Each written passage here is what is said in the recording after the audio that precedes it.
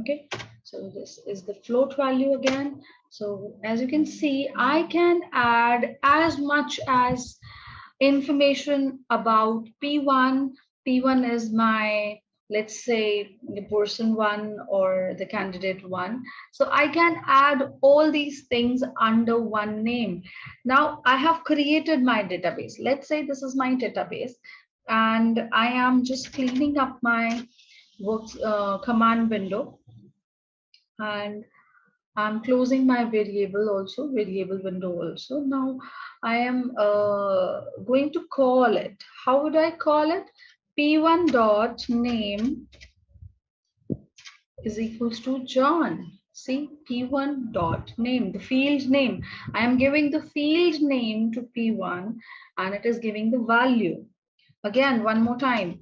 P1 dot, let's say, address. This is the address. Okay. So this is how you can save your data, and at any time you can call your data. But one condition is here, that that structure should be in your workspace. It should present in your workspace. Without this, it would not call you, give you the value. Okay, so if you want to see all the values under P1, just write P1 and enter. This is your structure with fields, name, address, phone number, and so on, and their values corresponding to it. Okay, so this is how you can create your database under one name, under one variable name, you could say, and how this is how you can call it. Okay, now how to update it? How can I update my database? This is a big question, that how I'm going to update it. Very simple. P1 dot, let's say, percentage. I want to edit it's his percentage. It's 90.2. It was by mistaken written there, so you want to update it. Just please write 90.2, and here you can see it is updated here. Now, if you call P1, it will show you that, okay, P1 values are these. Okay, this is how you can create it. You can call the values. You can update the values. How you can delete it? Suppose I want to delete the fee status is equals to delete. Delete means you need to write empty matrix over there that, okay, it will update, it is deleted. Or you can write nil, or you can write not paid, or whatever you want. So this is basically how you can delete your value, but you cannot delete your field and structures. The structure is very important feature of Matlab, where you can save a large amount of data under one name. And by just calling that one name, you can get your data. All right, so I think this is easy. We have one more data type, that is cell. Cell is almost similar to structure, but the cell is like going to create a matrix form. Like how?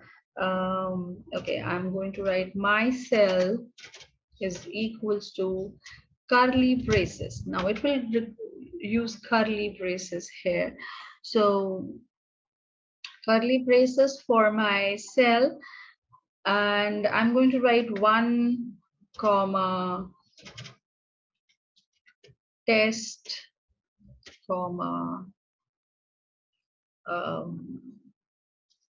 name. Likewise, I'm creating one database with these values. And again, you can put a semicolon. Okay, semicolon 1 is okay, just make it like some sensible data. 1 test pass. Okay, and semicolon 2 exam or anything, test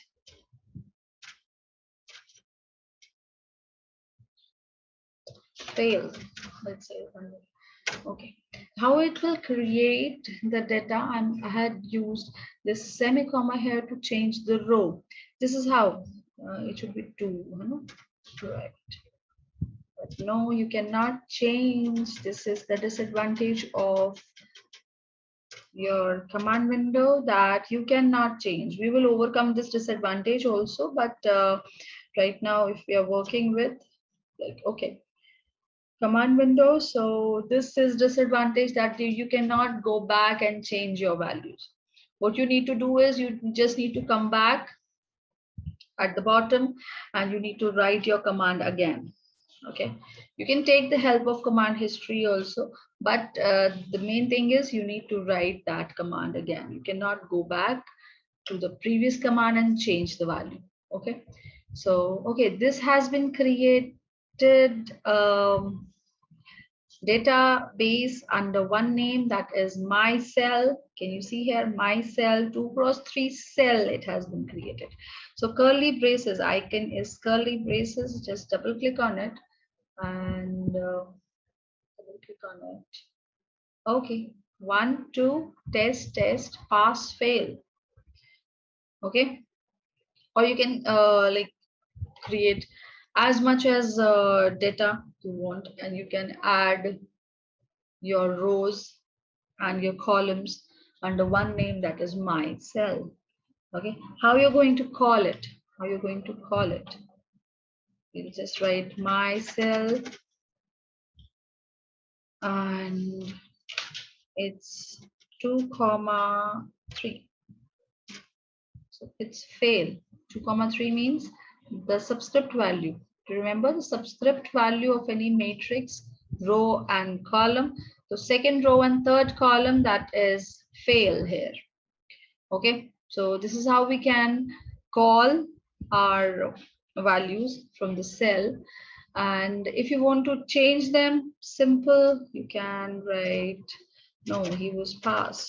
That person was pass. Enter. This is not possible. Okay, conversion to the cell from the character is not possible. So you could say structures are better. I usually use structures for my work. I don't use cells. Where I use cells, I'll tell you, when I make big structures, in that cases, I use cells. I just make database of more than one student for one entry. So for that case, I use cells. So cells has their, like, they are not reliable much, but it is a data type. So I told you, but don't use cells. You can use cells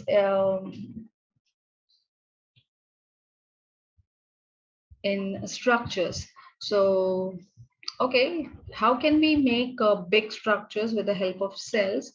We're going to just see next. All right, so let us just start to make a structure with the three like like last time I have made a one student database. Now I'm going to make database for more than one, let's say 3 or 4. How we can use cell in structures, let us see here. So I'm using F1. This is the field 1. Okay, so I have used F1 for field 1. Field 1, I have 3 students and I'm using curly braces of cell here. Let's say first student is John and second student is Harry, and let's say third student name is Sam. I'm going to create a database for these 3 students. You can increase the size of the cell here in the field 1, then the value 1. Let's take the value 1, v1 is equals to their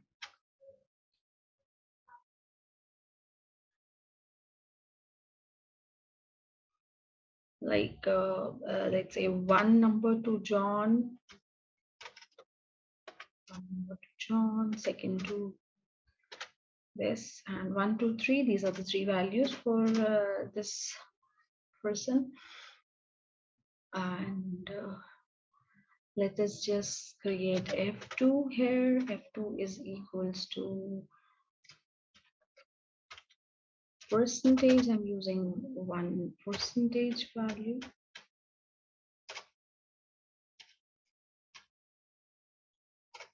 You don't need to create a cell by using a single field name. I'm using single field name here, and value 2 has 3 percentages. So I'm going to write like this. Percentage is 67.89, comma 56.87, comma 89.79. These are the three percentages. This is how you can increase the fields and values in a single structure, and you can create big structures like this. So how to create a structure? Okay, here I'll use a predefined function, that is, let's say S is equals to struct f1 comma v1 comma f2 comma v2, and enter. Okay, it should not be empty. Empty character values, string scalar. Struct error. Why it is giving me struct error? It's giving me. I have given field name must not non-empty character vector or string scalar.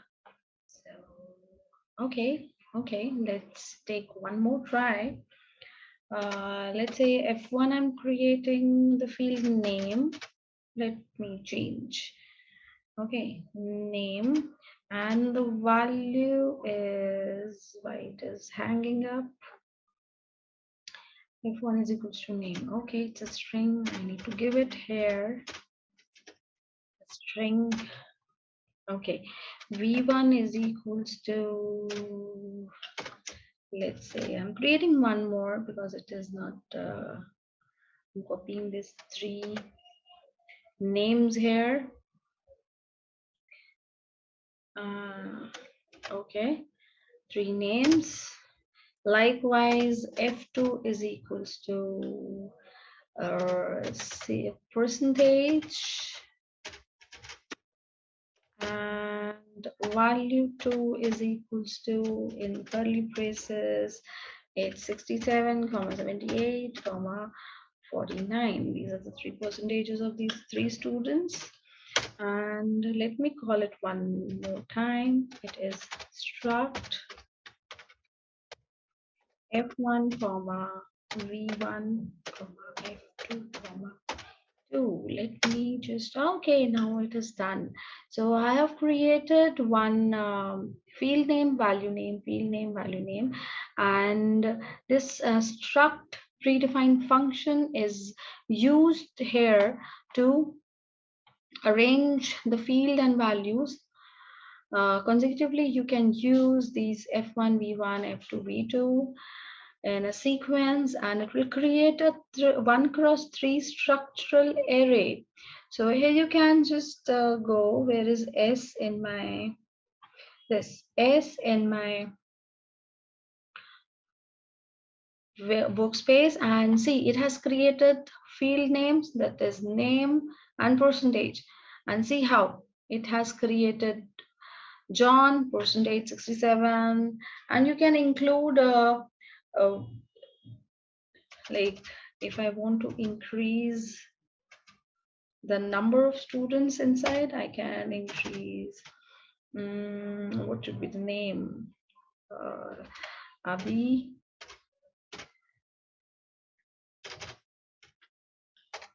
let's say Vera, and let's say one more student I'm writing here is Jack. Okay, so this is my field, value, and for value 2 I'm writing their percentages. It's 78, 90, and 67. Enter. Now I'm again calling my structure with different values. Now it is 1 cross 6. Okay, 1 cross 6. This is how you can increase your field names also. You can increase your field names. F3 is equals to, let's say, their address.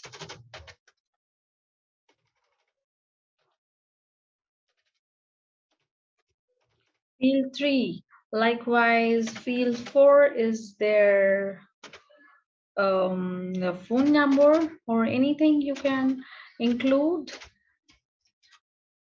Okay, enter and call one more time the structure with field names F3, but I haven't write V3, and you can add V3 here, the value of addresses, and field 4 with the value of value 4 with their phone numbers. So this is how you can include your, see, field names, phone number. Okay, it has taken phone as the value. Here I have written after F3, I have written F4, so it is taking phone as the value. Okay, so okay, it's up to you. You can create your database how you want to. This is how we can just under one name create large data sets with the use of structures. You can call S, it is a 1 cross 6 structure with 3 field names and 6 values, including every structure field, and this is your idea of database, what kind of data the Matlab can work on. Okay, so these were the data types in Matlab. So let us now just come back to one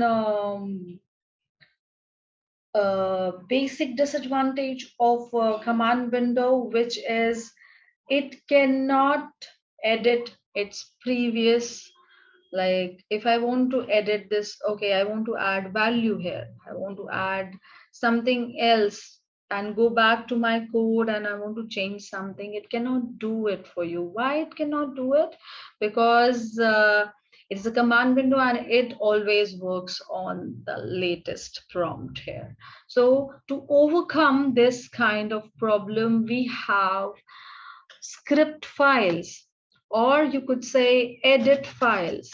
Edit, right? Edit here, and it will open a editor window for you. What kind of editor window? See, it's editor window. It's untitled right now. Line number 1, prompt is prompting here. And you can call this editor window by writing edit on command window. And you can go to home palette, and this is script, new script file also, untitled 2, untitled 3. So this is how you can make your own editor windows. How these editor windows work? Let's say I have put a is equals to 100 and press enter. B is equals to 34.9. Enter. C is equals to A plus B. This is my little program. So if you have you have done some mistake here, you can go back. No, it was not 0.9, it was 0.2. So you can go back in editor window and change your code infinite number of times, how many like times you want. So even after running the code, how can you run the code?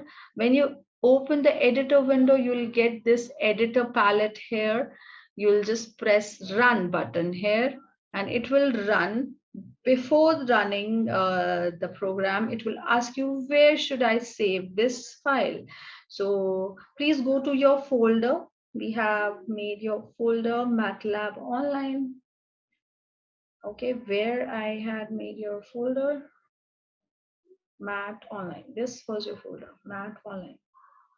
Okay. and give some name. Let's say I'm giving program underscore one to my .m file extension.